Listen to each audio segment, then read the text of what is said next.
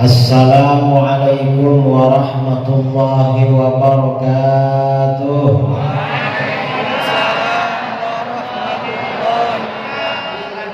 Kita ini kalau ada orang meninggal biasanya tradisi tahlil ada biasanya. Ini Pak Kiai kata Wahabi gak ada dalilnya, bid'ah susah. Saya tanya sama dia, tahlilan yang gak ada dalilnya menurut Wahabi itu apa tahlilan yang berupa bacaan zikir, apa yang makanan itu? Kata orang itu kedua-duanya kayak gak ada dalilnya. Saya bilang sama dia, tahlilan itu artinya bacaan zikir, pahalanya untuk menolong orang yang meninggal. Siapa yang bilang gak ada dalilnya? Kalau dia bilang gak ada dalilnya, berarti gak pernah ngaji. Gak pernah ngaji dia. Mengapa gak pernah ngaji? Siapa yang pertama kali baca zikir untuk orang mati? Yang pertama kali baca zikir untuk orang mati bukan aku dari Aceh, bukan Buya dari Sumatera Barat, bukan muallim dari Medan, bukan kiai dari Jawa, bukan tuan guru dari Nusa Tenggara Barat, bukan. Siapa? Yang pertama kali baca zikir untuk orang mati adalah baginda Rasulullah saudara yang pertama kali baca zikir untuk orang mati. Karenanya tahlil jangan ditinggalkan. Kalau ditinggalkan, kita meninggalkan ajaran Rasulullah. Di mana dalilnya? Dalam hadis riwayat Imam Ahmad, riwayat Al-Hakim At-Tirmidzi, riwayat Al-Baihaqi dari sahabat Jabir bin Abdullah Al-Ansari radhiyallahu anhu. Jabir berkata, "Kharajna ma'a Rasulillah sallallahu alaihi wasallam yauman ila Sa'd bin Mu'adz hina tuwfi." Kami pergi bersama Rasulullah SAW pada suatu hari menuju kediaman sahabat Sa'd bin Mu'adz pada saat dia meninggal dunia. Ada sahabat meninggal dunia, lalu Rasulullah bersama para sahabat pergi takziah ramai-ramai. Falamma shalla alaihi Rasulullah sallallahu alaihi wasallam thumma dufina wa sumiya alaihi turab. Setelah Rasulullah SAW mensolatkan jenazahnya, lalu jenazah itu dikubur, lalu kuburnya ditutup rata dengan tanah. Jalasa Rasulullah SAW fawqa qabri. Rasulullah masih duduk di atas kuburannya. Apa yang beliau lakukan? Faqad subhanallahi tawilan. Lalu Rasulullah membaca subhanallah dalam waktu yang lama. Subhanallah, subhanallah, subhanallah, subhanallah. Lama bacanya. Fasabbahna ma'ahu. Para sahabat semuanya juga baca subhanallah. Thumma qala Allahu Akbar. Lalu Rasulullah baca Allahu Akbar. Allahu Akbar, Allahu Akbar, Allahu Akbar. Lama bacanya. Fakabbarna ma'ahu. Para sahabat semuanya baca Allahu Akbar. Dalam satu riwayat Rasulullah membaca subhanallah, la ilaha illallah. Para sahabat baca. Falamman sharafa, ketika Rasulullah berhenti baca setelah lama, lalu Rasulullah berhenti baca. Qila lahu, sebagian sahabat ada yang bertanya, "Ya Rasulullah, ma laka tusabbihu fatukabbir?" Hai Rasulullah, mengapa engkau baca subhanallah dan baca Allahu Akbar? Tadi lama, mengapa? Apa jawaban Rasulullah? Rasulullah menjawab, "Laqad tadayyaqa 'ala hadzal 'abdi shalih qabruhu." Hamba Allah yang saleh ini tadi benar-benar dijepit oleh kuburannya. Ada orang saleh dijepit kuburan. Kira-kira yang gak saleh bagaimana kira-kira? Kira-kira ini orang saleh saudara dijepit kuburan. Hatta khasyitu alla yufarraja'an. Aku khawatir Allah tidak melepasnya dari jepitan kubur. Karenanya aku bacakan zikir hatta farrajallahu an, hingga Allah melepasnya dari jepitan kubur. Nah, Berdasarkan hadis ini, kata para ulama, zikir tahlil yang kita baca untuk orang mati itu bermanfaat dan memang ada dasar. Hadis ini saudara, kata para ulama, termasuk hadis yang mengerikan tentang fitnah kubur, alam kubur. Mengapa mengerikan? Karena almarhum sahabat Sa'ad bin Mu'adz ini orangnya soleh, yang bersaksi bahwa beliau soleh langsung Rasulullah saudara. Kalau Rasulullah yang bersaksi pasti soleh. Kalau tetangga kita yang bersaksi, kira-kira soleh beneran apa enggak? Gak jelas. Mengapa? Bangsa Indonesia ini toleransinya tinggi. Kalau ada tetangga meninggal, oleh Pak Ustadz dipersaksikan saudara-saudara almarhum ini baik apa enggak. Walaupun enggak baik, bilang baik semua. Mengapa? Toleransinya tinggi. Cuma biasanya kalau enggak baik, bilang baik sambil senyum-senyum.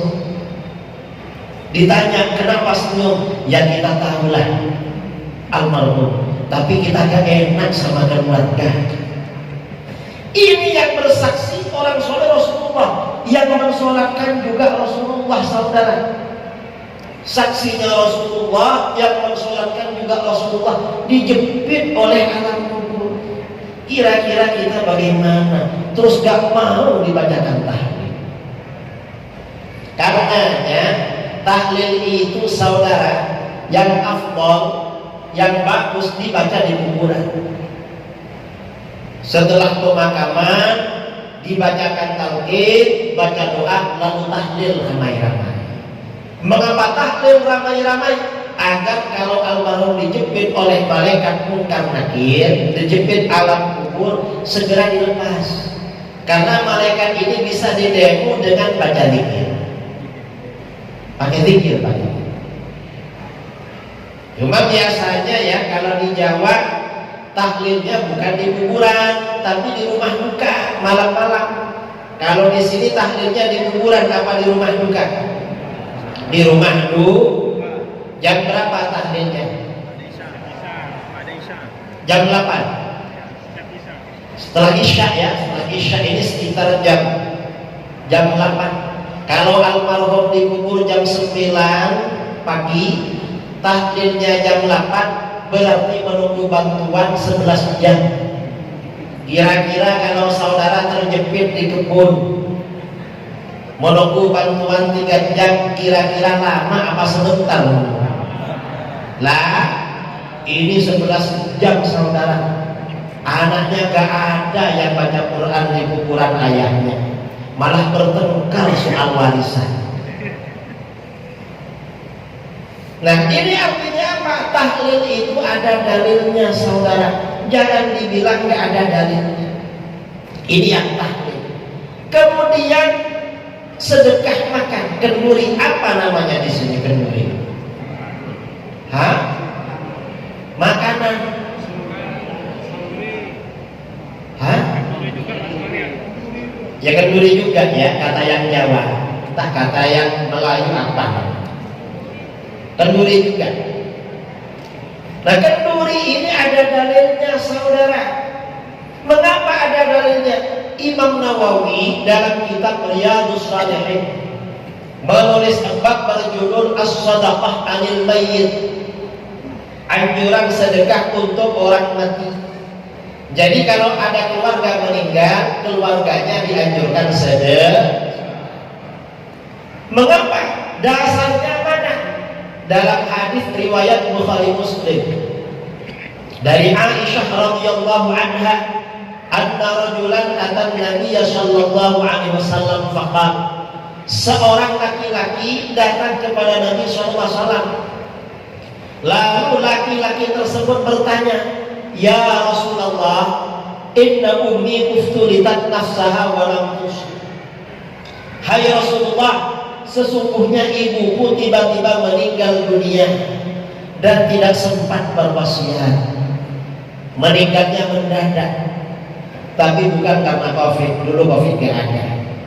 Covid ini penyakit masa sekarang. Wa uraha law takallamat tasaddaqat. Saya kira kalau ibuku ini sempat berkata-kata, pasti berwasiat untuk bersedekah. Ibu saya ini senang sekali bersedekah Rasulullah. Afalaha ajrun in tasaddaqtu anha. Apakah ibuku dapat pahala kalau aku bersedekah untuknya? Apa jawaban Rasulullah? Rasulullah jawabannya singkat tapi padat. Na'am, iya, ibu.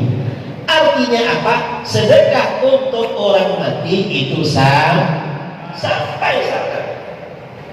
Dan kita ini kalau bersedekah dianjurkan setiap bersedekah pahalanya diniatkan untuk kedua orang tua yang meninggal dunia. Dianjurkan memang, karena sabda Rasulullah SAW dalam hadis riwayat Imam Ad-Dailami, "Idza tasaddaqa ahadukum bi shadaqatin tatawwu'an falyaj'alha 'an abawayhi." Apabila salah seorang kamu mengeluarkan sedekah sunnah, maka niatkan pahalanya untuk kedua orang tua kamu. Ada fakir miskin, kasih sedekah, dalam hati pahalanya untuk almarhumah orang tua. Ada anak yatim, kasih lagi untuk almarhumah orang tua. Ada bangunan masjid, pesantren, sedekah lagi. Ada kotak amal berjalan di masjid, kasih lagi. Dalam hati pahalanya untuk almarhumah orang tua. Mengapa diniatkan untuk orang tua? Fayakunu lahuma ajruha. Pahala sedekah itu langsung mengalir pada kedua orang tua. Langsung. Kalau pahalanya mengalir pada orang tua, kita yang bersedekah dapat apa? Jangan khawatir. Wala yanqusuhu min ajriha syai'. Kamu yang bersedekah gak akan kurang sedikit pun dari pahala sedekahnya. Artinya apa?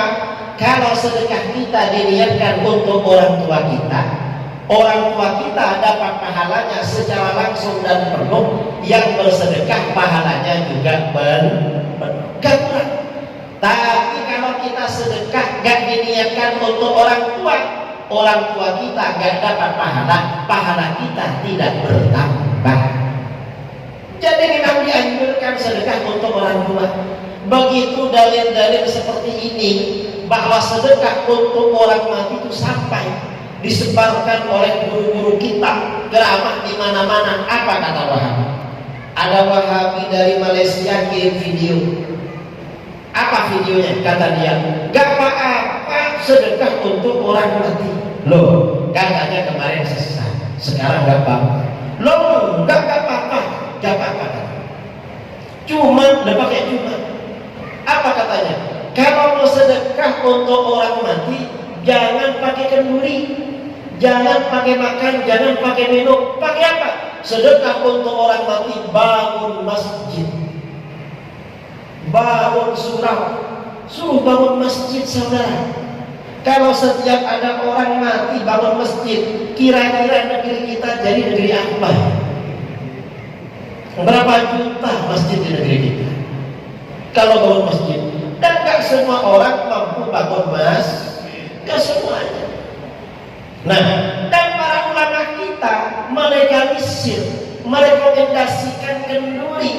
Itu dasarnya kuat sekali, saudara. Bukan tanpa dasar, bukan main-main. Mengapa kalau ada keluarga meninggal kita bikin kenduri? Ulama kita dari dulu melegalisir, merekomendasikan. Karena di dalam kitab-kitab fikih, misalnya dalam kitab Fathul Mu'in, dalam kitab Minhajul Qawi, dalam kitab Fathul Wahhab, dan kitab-kitab yang lain, para ulama kita semuanya mengatakan afdhalus shadaqah an-nah. Sedekah yang paling utama, paling besar pahalanya nomor satu adalah sedekah air. Sedekah air ini paling besar, saudara, pahalanya. Thumma ta'am, lalu di bawahnya adalah sedekah makan. Air lalu makanan. Ini paling besar pahala air ini. Ya termasuk air mandi, ini paling besar. Nah, mengapa sedekah air ini paling besar pahalanya? Karena ketika Sa'ad bin Ubadah, sahabat Sa'ad bin Ubadah radhiyallahu anhu, ibunya meninggal dunia, beliau bertanya kepada Rasulullah SAW, "Ya Rasulullah, ayyu shadaqati a'jabu ilaik?" Hai Rasulullah, sedekah apa yang paling engkau senangi, paling besar pahalanya untuk ibu saya? Apa jawaban Rasulullah? Rasulullah menjawab, "Alma, air."